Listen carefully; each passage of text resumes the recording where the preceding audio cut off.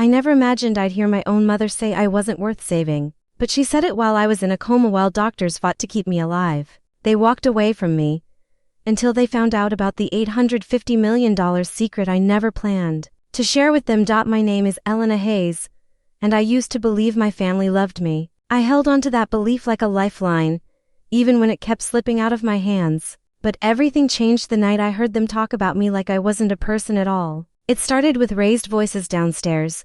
I was walking toward the kitchen when I heard my mom snap. "She's a burden, Valerie, a full-time burden." I froze. My heart dropped. "Mom," I whispered, but I stayed hidden behind the wall. Jason scoffed loudly. "She's 23 and still a failure. What does she even do up there all day? Stare at her laptop and pretend she's important." My chest tightened. "I work," I whispered to myself. "You just never ask." Mom's voice lowered. "Richard, say something." My dad sighed. "What do you want me to say?" "Elena isn't built for success." I felt that like a slap. I stepped out from behind the wall. "I can hear you." Mom jumped like she saw a ghost. "Elena, we didn't mean it like that." "Yes, you did," I said. "All of you." Jason rolled his eyes. "Don't be dramatic, we're being honest." "I didn't ask for your honesty," I said. "I asked for support." "You don't deserve support if you don't contribute." He shot back. "I do contribute," I said. "Just not to you." Mom crossed her arms. "Then explain. What is it you're doing that's so important? What project is worth hiding?" "I'm not hiding it," I said. "I just wanted to finish before telling anyone." Dad scoffed. "Finish what? Some hobby app?" "It's not a hobby," I said, but my voice shook. Jason smirked. "Then show us." "No," I said, "not yet." He laughed. "Because it's nothing." "You're nothing." I felt my eyes sting. "Why do you talk to me like this?" "Because someone has to bring you back to reality," he said. Mom stood up. "Elena, enough. If you want respect, earn it." "I've been earning it," I whispered. "You're just not looking." Mom softened her voice, but not her meaning. "Sweetheart, we worry about you. We don't want you wasting your life." I swallowed hard. "It's not wasted." Dad grabbed his coat. "We'll talk when you decide to grow up." They all walked past me like I was invisible. I wanted to scream that my project had just been valued at $850 million. That a major investor named Ben Calloway had emailed me that morning, offering a meeting and a potential acquisition. But I didn't say a word. I wanted them to love me before they knew I was worth something, not love me because of it. Hours later, Jason knocked on my door without waiting. "Mom wants you downstairs." "No," I said. "I'm working." He pushed the door open. "Working on what?" "A dream." "Leave me alone." He spotted my notebook on the desk and reached for it. "What's this?" "Maybe I'll finally see what you're hiding." I grabbed it first. "Don't touch my things." He laughed. "Relax. No one wants your trash." "Then get out," I said. He leaned close. "You'll thank us one day. We're trying to help you stop embarrassing yourself." After he left, I sat at my desk shaking. I whispered, "I'm not embarrassing. I'm building something real." But their voices kept echoing in my head, beating down my confidence. I opened my laptop and stared at the investor email again, reading the same line over and over. "Your valuation is estimated at $850 million. I'd like to discuss next steps." My hands trembled so badly I had to put the laptop down. I should have told someone. Zoe, my best friend, Hannah from my old coding club, anyone who actually cared. But instead, I tried convincing myself they'll be proud when they see. They'll finally see me. The next morning at breakfast, Mom barely looked at me. "Are you going to apply for a real job?" she asked. "I have a real job," I said. Jason snorted. "Where's the paycheck then?" Dad sipped his coffee. "Your mother is asking a simple question." "I'm building something," I said. "Something big." Jason laughed so hard he choked. "God, Elena, stop embarrassing yourself." Mom rubbed her temples. "Honey, we love you. But please, be realistic." I stared at them. "You don't love me. You love the version of me you think I should be." Dad stood. "We're done here." I felt something crack inside me. I wanted to shout everything: the meetings, the offer, the valuation. But I held it in. I wanted their love first. 2 days later, when I got into that car accident when the world went black, I didn't know it would show me the truth. I didn't know it would show me what my family valued more than me. Money, power, everything. Except the daughter lying in a coma. And for the first time in my life, I finally understood. My worth was just a price tag to them. I didn't know a person could hear through a coma, but I heard everything. Every cruel word, every sigh, every wish for my life to end. I remember the first voice I heard: my mom's. "If she dies, at least we won't have to cover her bills." Her voice cut through the darkness like a blade. I wanted to open my eyes. I wanted to sit up and scream, "I'm right here," but my body didn't move. I was trapped inside myself. Jason groaned. "Mom, I'm just saying, she's been like this for days. We should pull the plug. Move on, move on. Move on from me. Dad mumbled. Let's not pretend she was helping us anyway. I tried to speak, but nothing came out. The silence inside my own body felt like drowning. Mom sighed. I can't watch her like this. It's too much trouble. Trouble. That was what I was to them. A nurse suddenly stepped in. I heard her say, "Please keep your voices down. She can still hear you." Jason laughed. No, she can't. She's basically gone. Hannah. I didn't know her name yet, but her voice was soft, warm, careful. You'd be surprised what people hear. Mom scoffed. Well, if she can hear us, she knows we're being realistic. I wanted to lift my hand, grab her, shake her, but I lay still, silent, and then, they left. They didn't even say goodbye. The door clicked shut, and the room felt colder. Hannah whispered, "Elena, I hope you didn't listen to them. Some families just don't know how to love." I wanted to cry. I couldn't. That night she returned again. "I brought music," she said softly. "It's supposed to help the brain reconnect." She placed headphones by my ears. A gentle piano melody filled the darkness. For the first time since the accident, I didn't feel alone. The next morning another voice reached me, steady, calm, determined. "How's she doing today?" he asked. "Still stable," Hannah said. "Still fighting." I realized this was Dr. Mason. He exhaled.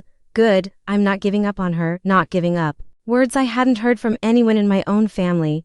He leaned close. "Elena, keep fighting. You're stronger than you think." I held onto that sentence like a rope. Time in a coma is strange. It doesn't pass like ours, more like waves. I floated through sounds, voices, dreams. Then one day, I heard something that made my entire being jolt. Jason's voice returned. I checked her laptop. My pulse would have skyrocketed if my body allowed it. Mom gasped. "Why were you in her room?" "Because I wanted answers," he snapped. "And guess what? Elena's not a failure." Dad scoffed. "What are you talking about?" Jason spoke quickly, like he could barely breathe. "Her project, her stupid hobby. It's worth money, like serious money." Mom leaned in. "How much?" "I don't know the total," he said, "but I saw emails. Investors. One guy said the valuation might be high." Dad asked, "High like what?" Jason hesitated, then whispered, "Hundreds of millions." Mom gasped so loudly I felt it vibrate inside me. "You're joking." "I'm not." Jason said, "She built something huge and didn't tell us." There it was. Not concern. Not apology. Not fear that they'd almost lost me. Just greed. Mom said, "We need her awake." Jason nodded. "Yeah, suddenly keeping her alive sounds pretty good." Dad whispered, "We could help her manage it. Get a share." My entire soul screamed, "No, it's not yours. None of it is yours." Mom said, "We'll act supportive when she wakes up. She won't say no to family." "Yes, I will." I wanted to shout, "I will." Jason added, "We'll make sure she signs something. For protection, for control." I thought, just say what you really mean. They left the room again, and I felt Hannah step beside me. She must have overheard. Her whisper shook with emotion. "Elena, don't you dare go back to them." I felt a tear slide inside me, not physically, but somewhere deeper. Dr. Mason entered moments later. "What's wrong?" Hannah whispered. "Her family. They're only here because of her money." Dr. Mason sighed heavily. "She deserves better." I wanted to reach for their hands. I wanted to wake up right then, but my body wasn't ready. Still, something inside me shifted. Not helplessness. Not fear. Awakening. Because even though I couldn't move, I finally knew the truth. My family didn't want me. They wanted my $850 million. And the moment I opened my eyes, I would never let them have it. Waking up felt like dragging myself out of a deep ocean. My eyes opened slowly, and blurry shapes turned into faces hovering over me. The first voice I heard wasn't comfort. It was my mom whispering sharply, "Thank God. Now we can fix everything." Fix everything? Jason leaned over me with fake tears. "Elena, hey, you scared us." I blinked, confused. My throat was dry. Where am I?" "You're fine now," Mom said too quickly. "Just focus on getting better," Jason added. "Yeah, we really need you to recover fast. There's a lot we have to take care of." "What things?" I whispered. Mom brushed my hair back in a way that felt practiced. "Your project, your accounts. You can't manage them in your condition. So we'll help." I stared at her. "Help how?" Jason answered. "Just signing a few papers, basic stuff. It'll protect you." "I don't need protection," I said. Even though my voice was barely a breath, Dad stepped closer. "Don't argue. We're trying to keep your business from falling apart." "My business is fine," I said. Mom forced a smile. Sweetheart, you just woke up from a coma. You can't make decisions right now. Yes, I can, Jason sighed. Loudly, Elena, don't be difficult. You owe us. Stop. Dr. Mason said as he entered the room. His voice cut through everything. She just woke up. Everyone needs to step back. Mom frowned. We're her family, and I'm her doctor. He said she needs space, Jason muttered. We're trying to help her. No. Dr. Mason said firmly. You're overwhelming her. Step back or step out. I felt a wave of relief as they hesitated. Dr. Mason checked my vitals and lowered his voice. Elena, can you hear me clearly? Yes, I whispered. Good, you're safe. Don't let anyone pressure you, Mom snapped. Doctor, you don't know what's going on. Hannah slipped in quietly, placing a hand on my arm. Hey, Elena, you're awake. I'm so glad. I tried to smile. Hi. She glanced at my family. Maybe we should limit visitors for a bit. No, Mom said sharply. We're staying, you're staying. A familiar voice growled from the doorway. Until I make you leave. My heart leapt. Zoe? She rushed to me, eyes filling with tears. I came as soon as I heard.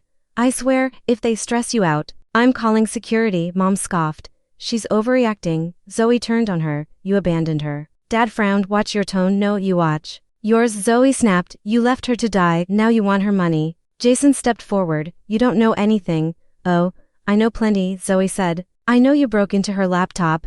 I know you read private emails. I know you want her to sign things she can't even read right now, Mom gasped. How dare you accuse us? Zoe looked at me. Elena, do you want them here? I closed my eyes for a second, feeling the weight of the question. When I opened them, my voice was small but sure. No, Mom froze. Excuse me, I don't want you here. I said not right now, Jason hissed. Wow. After everything we're trying to do, you're not trying to help me. I said you're trying to control me. Dad shook his head.